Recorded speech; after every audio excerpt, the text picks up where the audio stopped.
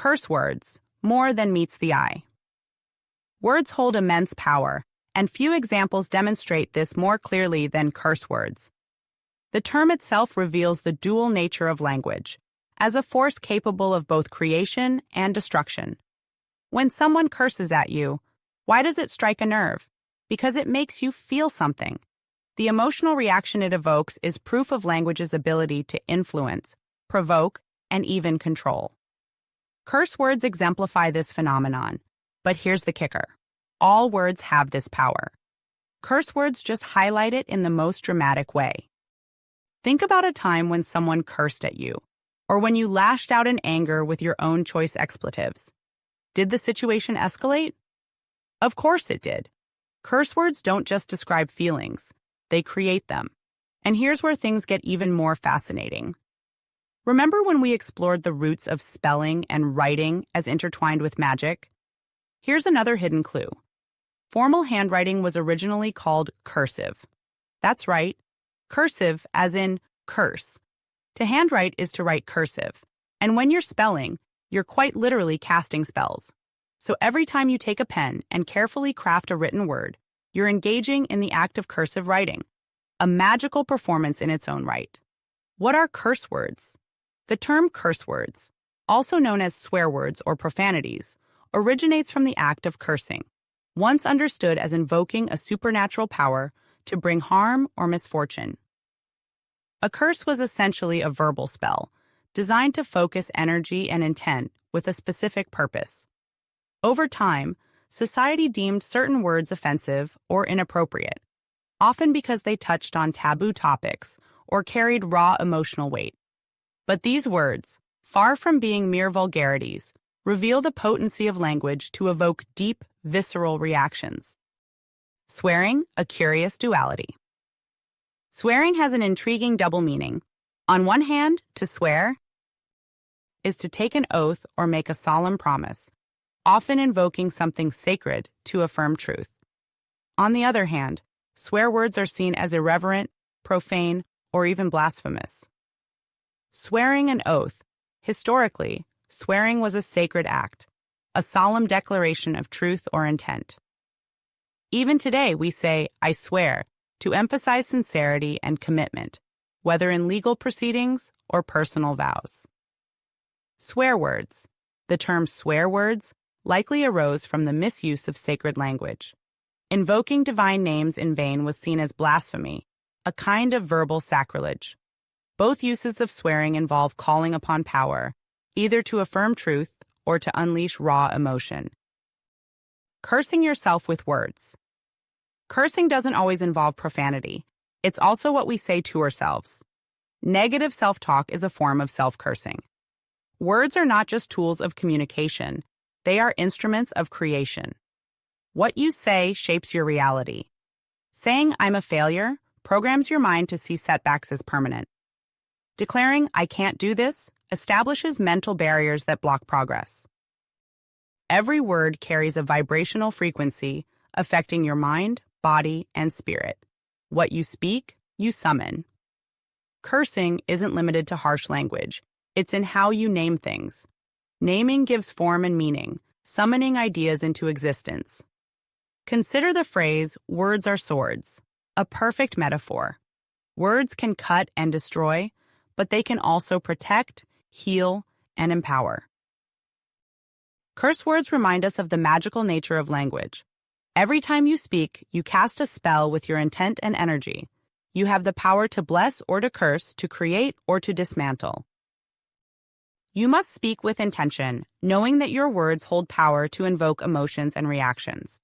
Language is powerful. It's the thread that shapes your reality. Curse words are just a bold example of how words can create or destroy. But the truth is, every word you speak carries that same potential. So the real question is, are you using your words to build something meaningful or to tear it down? Curses and cause breaking. Spiritual laws has consequences. Agreements, whether conscious or unconscious, profoundly impact spiritual well-being. Understanding the connection between words, actions, and agreements is essential for taking control of your reality. Breaking agreements requires awareness and deliberate action. Spiritual laws are like natural laws. They operate whether you understand them or not. Awareness empowers you to recognize harmful agreements, break unwanted spiritual contracts through intention, prayer, or ritual, create intentional agreements that align with your highest good. A curse is a powerful example of the contractual nature of words. People think you can be cursed, and you can, but you must be in agreement with it consciously or unconsciously with your actions, energy, or words. However, a curse without cause cannot take hold. This principle is both protective and instructive. Examples of curses. Gossip. Negative words spoken about someone carry energetic weight. If the individual has lived with integrity, the curse lacks cause and returns to the originator. Smear campaigns. Attempting to destroy someone's reputation only succeeds if there's truth to the accusations or an energetic opening created by the person's actions. Define smear campaign. A smear campaign is an intentional, premeditated effort to undermine an individual's or group's reputation, credibility, and character using words of gossip. A smear campaign is a form of manipulation of energy using negative words to paint a false narrative about another. Wikipedia. Personal story. You've learned that words cast and they can curse. They can create reality, good or bad, upon yourself or be spoken onto your life by others. There is a caveat, and you always have control, even when another is trying to curse you with their words. A curse without cause will not stand is a well-known caveat in the spiritual realm and applicable to all magic, including word magic, but not limited to it. This theory is consistent across all forms of spiritual attack. In volume, Free Me, you will learn in depth all the ways others can spiritually attack you, how to recognize it, and what to do about it. But the principle remains. A curse without cause will not stand, period, in spiritual law. If you do not have open doors, nothing can enter that you do not summon yourself. Curses of the mouth only land on the deserving. For example, take what happened to me in my hometown. I was the target of an extensive smear campaign, an extreme form of organized gossip. Gossip and smear campaigns are word curses others try to place onto your life in order to defame your character. That's why you call it character assassination. They aim to destroy you with their words. Wow, I know. Smear campaigns and gossip are low-level magic used by those who manipulate reality because they can't manifest it. And how do you know it is low-level magic? Because they need a group against one to conduct a smear campaign. Simple, reductive thinking tells you they are not powerful with their words or manifesting abilities, or they wouldn't need to group up to manipulate reality to take one person down. But because I was not any of the things they were saying, the universe let it play out, showed me people's true colors, moved me away from them and out of the area, and then elevated my career to crazy new heights, ironically through my books and their subjects, which my hometown used to call me crazy for talking about. The same thing I was mocked for, I became famous for. But none of what was said stuck to me or my character.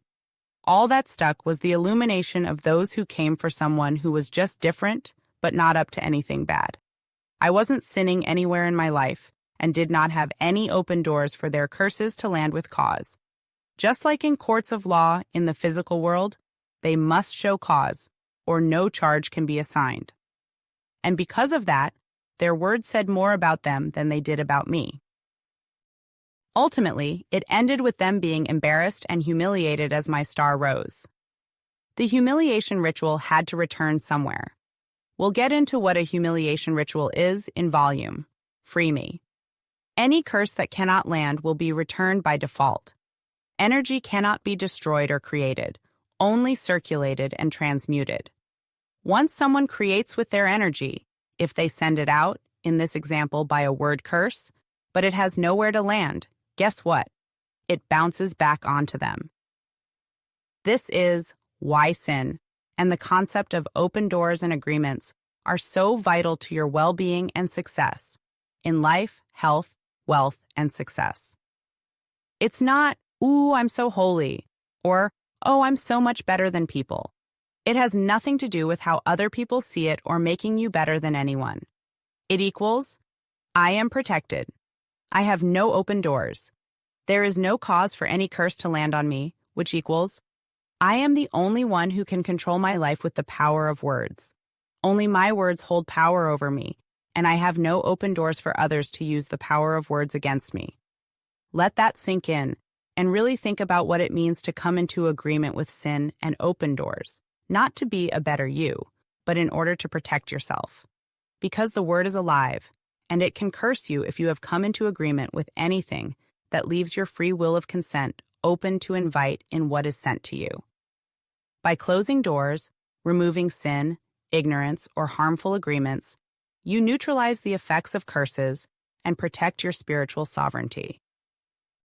Master agreements. Spiritual agreements and words shape the life you live. Recognizing this truth places you in the driver's seat. You can choose to align words with intentions, speak with clarity and purpose to manifest what you desire. Break harmful agreements. Use prayer, rituals, or deliberate actions to nullify unconscious or harmful contracts. Embrace awareness. Monitor the media you consume, the words you allow others to speak onto you, and the actions you take to ensure alignment with your desired reality.